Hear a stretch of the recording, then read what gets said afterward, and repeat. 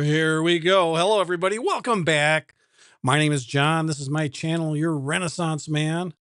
It is, God, I've said the date enough already. What is it? March. Oh, come on, phone. Work with me, baby. What is it? March 19th, 2026. Thursday. So we just had something come across the wire. I mean, the news services that, well, first of all, my name is John. This is my channel, Your Renaissance Man. Welcome back. If you're new to us, thank you for tuning in. We are a newer channel and I am trying to make daily news stuff again.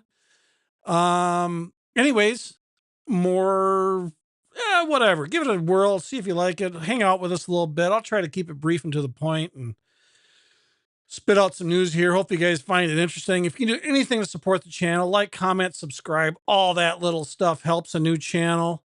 So anyways, everybody, here we go. So it says, we got a story here saying the UK, France, Germany, Italy, Netherlands, and Japan have signed readiness support. And what that is in reference to, they want to help open the Strait of Hormuz back, over in Iran. And that's basically to assist ships navigating through there to make sure they're not attacked by Iran or whomever is firing rockets at them, and make sure that there's safe passage for oil, mostly for oil, I'm assuming. And why is that a big deal? Well, people want to call this Trump's war, and I get that, but that's a nation that's an area of the world that's been unsettled for a long time. There's been a lot of religious wars and all that kind of stuff, and there's been a lot of things there that just need to be dealt with that haven't been for a long time. And I can see Trump trying to want to get more nations involved so it's not a solo effort. Because, as much as you want to, the extremists want to say that he's there just to, you know, appease Israel or whatever, the common common belief is now. I don't truly believe that because Trump has said for a long time that Iran needs to be dealt with. A lot of former US presidents have said Iran's need to be dealt with.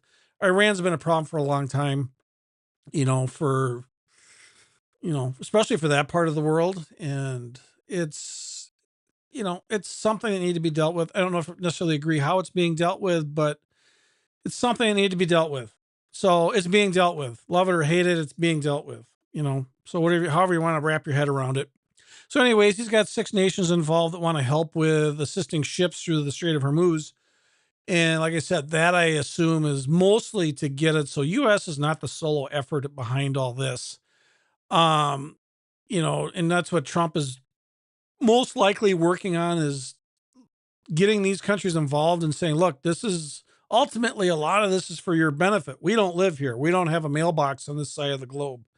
The quicker we both, the quicker we tie this down and make it safer for everybody, the quicker life will go back to normal. Oil prices will go back down, all that kind of stuff. And so, and if you get that part of the world to plant its feet in there and make an effort and not make it all contingent on the US following it all the way through, like we've done for many things. And, like I said, I don't always agree what we stick our nose in. But at the same time, US kind of turns into being a world peacekeeper oftentimes. And sometimes it's probably shouldn't have put our nose in it. Sometimes we did, but either way, we have to, there's also other nations behind us a lot of the time with this stuff. And they need to start, paying their end of the bill. Our country is, we got $40 trillion in debt looming on us. And if we keep financing world peace, and if it's benefiting other parts of the world, they need to involve themselves. They need to, involve their military, spend their own money. And that's what I think that Trump's been trying to do is, okay, we'll fight the hard part, but you guys got to kick in and get out of here and help us. You got to help us on a level that you can help us on, but you got to help us. And, and if you don't, I mean, you can see Trump's big picture in all this. I mean, look at when he first came into office. The biggest thing on his plate, or I mean, the thing he dealt with immediately was the Panama Canal. And I'm going to daisy chain this all together, but China was buying property around the Panama Canal. Was it Clinton that gave the Panama Canal to the Panamanians? I think it was. And they started jacking our rates up, and and it's Panama's a small country. They don't have the financial independence like we do, or the borrowing power, or whatever you want to call it. And so they got pressure from the Chinese, and Chinese was buying land in Panama near the canal. And, and you people that believe that the world is one big happy kumbaya thing are very naive. China is not our ally, and China may never be our ally, or maybe not in my lifetime, but maybe at some point. But as it is now, they're not our ally. So anything they do in our hemisphere it's letting our enemy into our backyard. It's not a good thing, which can ultimately lead to, so say Panama evolved into Chinese soldiers, a military base, all that kind of stuff. Now it's become an act of war against China if we need to go through there. And now they say, no, we no longer allow you to use the Panama Canal. Okay, now we're picking war with China because they own it. That's why it was so critical for us to have control over it. We couldn't allow it to evolve to that point, because then it becomes a fight with a world superpower who has nukes, extremely large military. Granted, I think we're probably a lot better equipped or ready to do battle with China than they are with us, but that's not the option we want to use. We don't want to burn up our military and human lives. We want to be preemptive and avoid that. And, a lot of people question what Trump's doing, and I understand that. But you got to look at the big picture and kind of connect this stuff together and not believe all the mainstream media hype. And that's what led to, him pressuring Mexico. Mexico's got a weak border. We're letting our enemy across the border. I mean, they've sold it to us many different ways for public approval or to go against Trump. But when it boils down to is we can't have weak borders. We started leaning on Canada too. We can't have weak borders on either side of us, letting people into our country that want to hurt us. And so what Trump has been doing since day one, whether you want to admit it or not, he's trying to secure our country's future. So what did he do? He basically told Panama, we're going to run the Panama Canal because we need it. We built it. It's for our benefit more than anybody else. We need to be able to get our military through there, our Navy. We can't let anybody else have any control over it or any foreign nation, foreign power, And so there, whatever good intention it was to give it to the Panamanians, it's like, that's fine, but they're a small nation and they can be easily swayed because they're not independent enough to defend themselves. So somebody like China, allowed to come in there, can lean on them and put pressure on them and just kind of chip away at it until eventually they're running the Panama Canal. And then they can charge us exorbitant amount of fees to use the canal, or they could eventually turn it down and say, no, we're not going to let your Navy go through there because it's a military power. And we're only going to let our own military use it, or something as crazy as that. I mean, crazy stuff like that happens. So we secure the Panama Canal immediately because we need to be able to get our Navy through both sides without ever having a question if it's going to be possible or not. And like I said, then we started leaning on Mexico and Canada to be tighter on their borders because this weak border stuff with their wide open border. I mean, we're having terrorist attacks inside our nation now from people who leak through the border while our borders were open. That is a bad thing for a country. That's a way of chipping away our country and dissolving it, and I can see other foreign powers who are not our allies, say like China, Iran, chipping it away at us and basically taking us out of our position in the world. And, people that can say the world, the US is a bully or whatever, and they should be knocked down. It's like, okay, so if we're not the ones who are going to protect the world, then who is? Okay, what's the next biggest superpowers? We got Russia and China. Okay, China is a communist nation. They are not going to they're not going to rule the world the way we want it to be. They are not going to cater to our society and the way we run things. They're a communist nation. They are very much against the way we run our nation. So they are not going to do anything to accommodate us if they knock us off the top post. So whether or not you say, well, then why don't we just protect our own borders and become this isolated little thing and just protect our own? Well, then we don't have ability to do commerce, and then we're locked in, and then we dissolve and we become nothing. So whether you agree with the U.S. and the way the U.S. gets involved, those of you who live in free nations, you have to understand that America keeping the part of the world's open to the way we live and our way of life.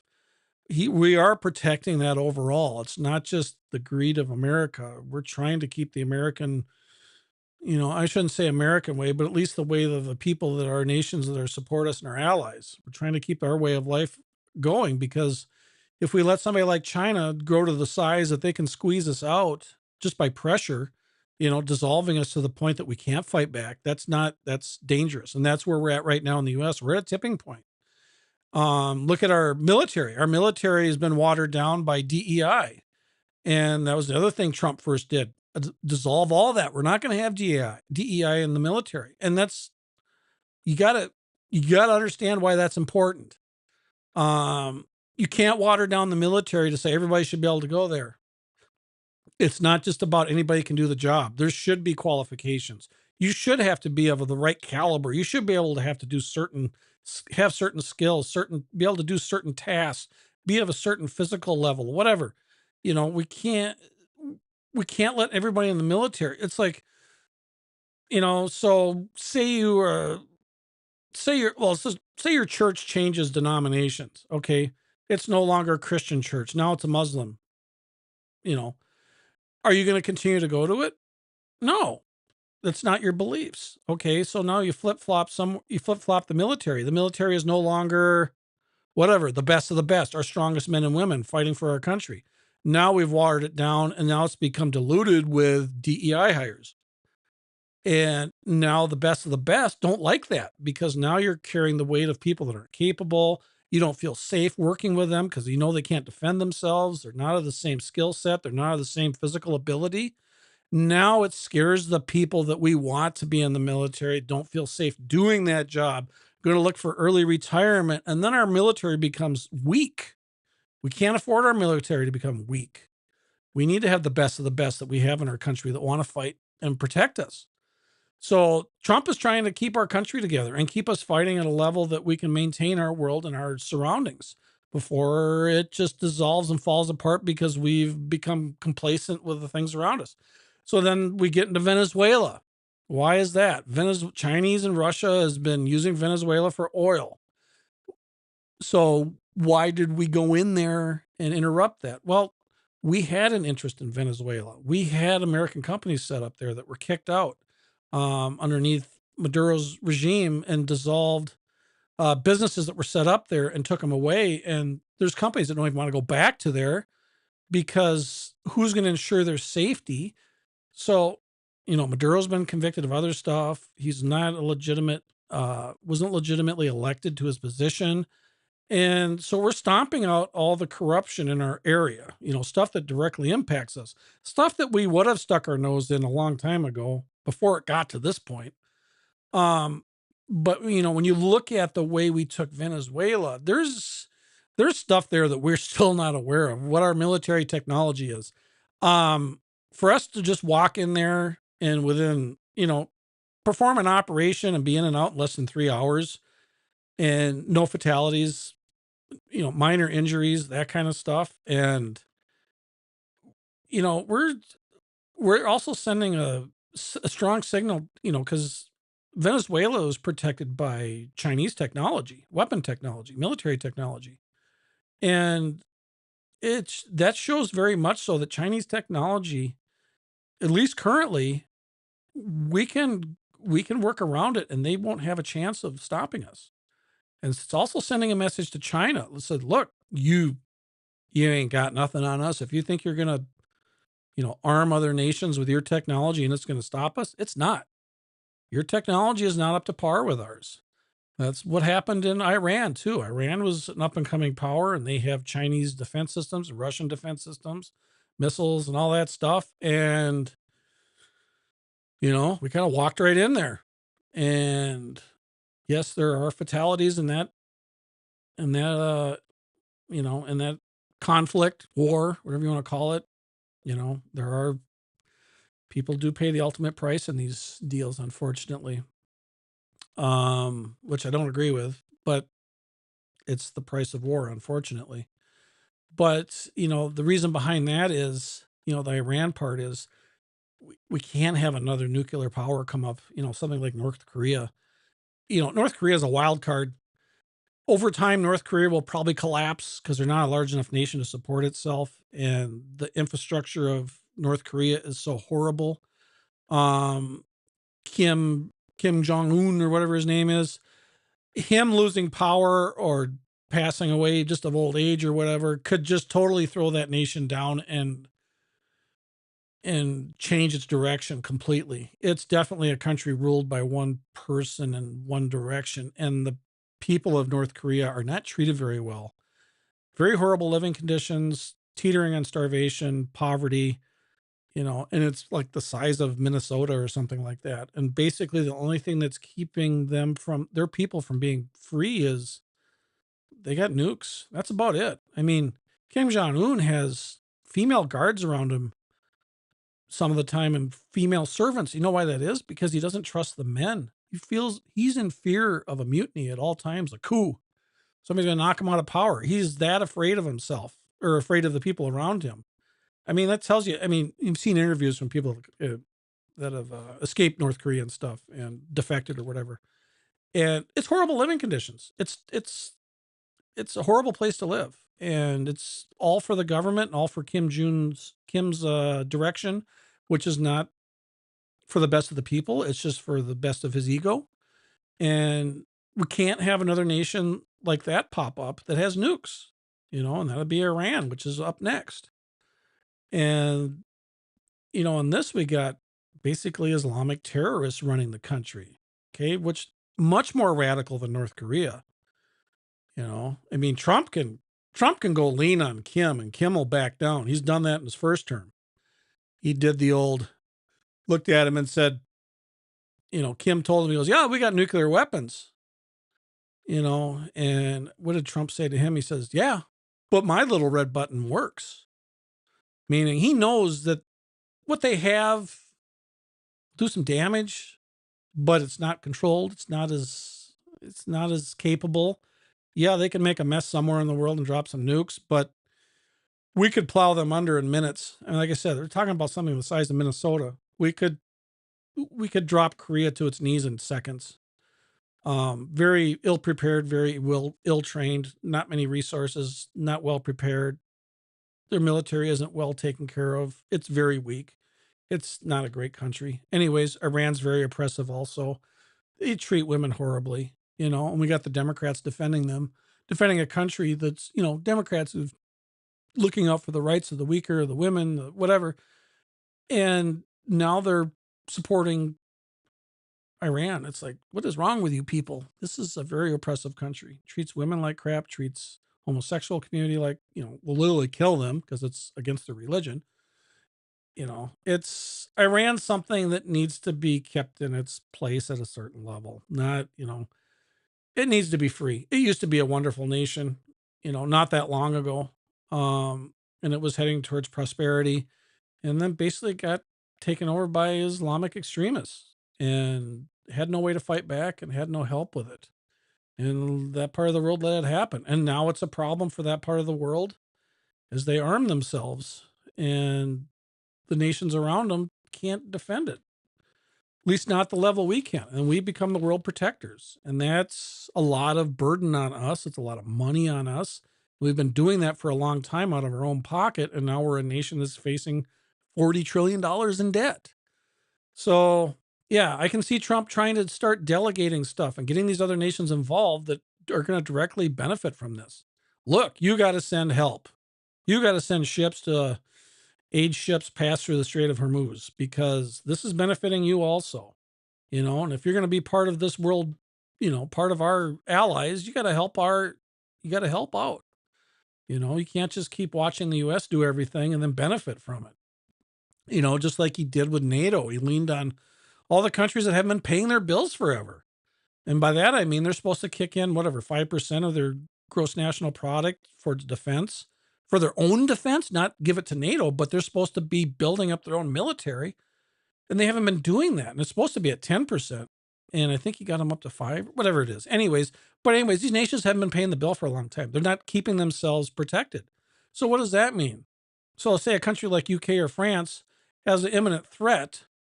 Are we just going to let them be attacked? No, we're not. They're our allies. We're going to defend them militarily. But we shouldn't have to, you know, until it gets further down the road, like World War II. It's like, okay, Germany's running over the whole Western Europe. America's got to get involved. Otherwise, Germany's going to be on our back door. Well, if these other countries that keep their military up, they would be to the point where nobody wants to invade them. They're somebody that can defend themselves. You know, we don't want to mess with France. They got their own military and they've been keeping it up. Whatever. Poland is like the only one over there that's taking care of their military and keeping themselves. They're keeping themselves independent. They're keeping themselves protected. Poland's doing a really good job. The rest of Europe is kind of a shit show. It's just a mess. It's been broken down by World Economics, the World Economic Forum, NATO. It's turning into a DEI higher Western Europe, and it's just dissolving and it's losing its strength, which makes us vulnerable to the countries we don't want to be vulnerable to. Like China, for example. You know, I mean, look at the Ukraine. The only reason the Ukraine is still independent right now and hasn't been walked on by Russia is all the technology and weapons that have been funneled into them.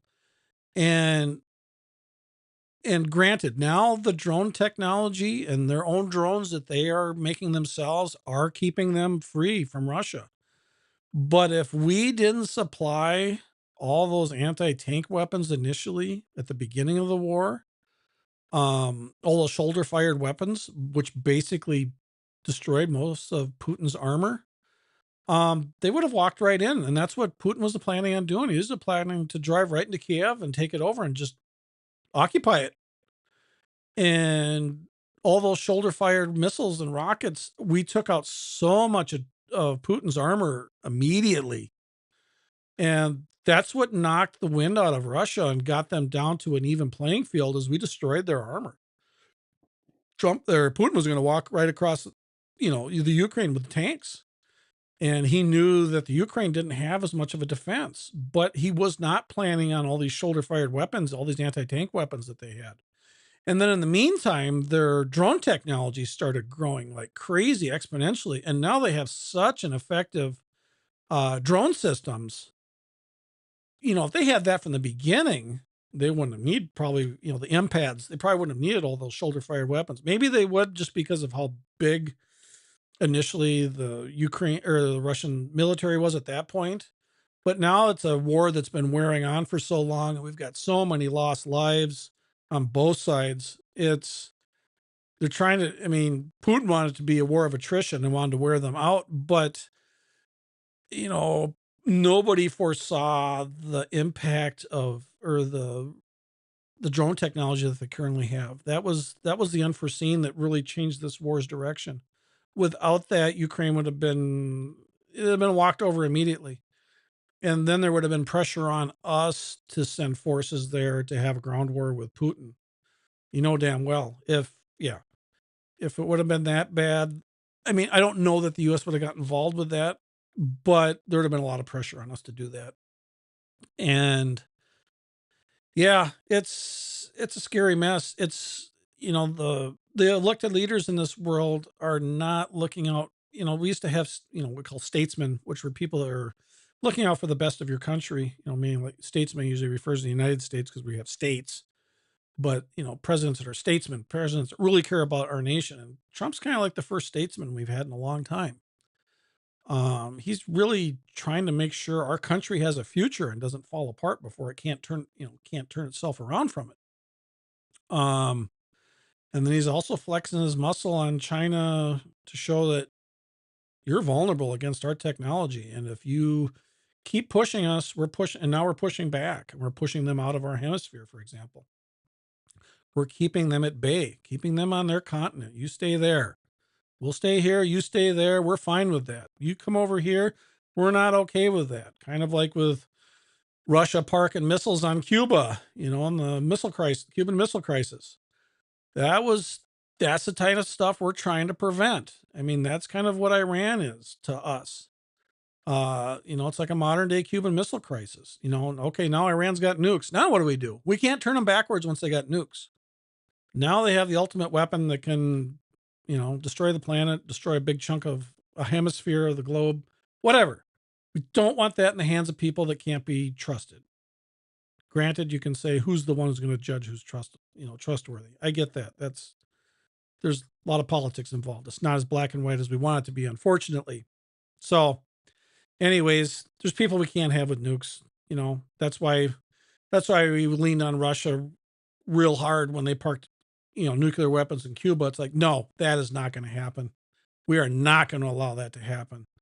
And that's kind of where we're at with Iran. It's like, no, you can do business with China and Russia. We don't care about that. Sell oil to each other, but you're not going to have nuclear weapons when you're not an ally to your surrounding nations. When you're at war with your surrounding nations and now you're going to have nukes and now you're going to threaten Europe. And yeah, it's got to be stopped before it gets to that point. There's no turning back.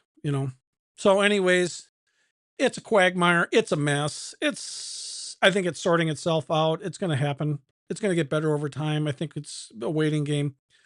It's hard to say right away now that Iran is, we've won it or whatever you want to call it, or it's in the bag. It's definitely not in the bag. It's definitely highly in our favor at this point. And as we draw our allies in to support it more, it means that there's a stronger presence, meaning it's not just the US's war. Now we have other nations that are committed, and with there's power with unity, and that's what Trump's trying to get. And then it also relieves our efforts, meaning the amount of involvement the U.S. has to maintain it over there. We don't want to be parked over there. We want to. Ultimately, I think what they want is a regime change, free the Iranian people, so they have more of a democratic type society, and then get the heck out. Not have probably not have a base there. We're still going to have our military bases in the surrounding regions, but I don't know. I think our ultimate goal is to free Iran, free Iranian people, let them have their democratic society, let their people run their government the way they want it, and not have this extremist, this Muslim extremists running their nation, which are oppressive to all the people, you know. So it's going to be interesting to see how it sorts itself out. Time will tell if it was successful or not. This is the immediate response is, oh yeah, we're dominating militarily, but is that winning? It's expensive, human lives, dollars, equipment, all that stuff. It's all being expended. And we're not a country that can afford to keep spending like that, you know? So, anyways, we'll see how it works. Time will tell. We'll keep talking about it because it ain't over yet, baby. Anyways, thank you for tuning in. Hope you guys had fun. Hope you guys enjoyed this kind of content. If you do, give us a comment, a like, or even a subscribe. That helps us out a lot with a new channel. And I really appreciate you all. Thank you very much. God bless. We'll talk to you tomorrow.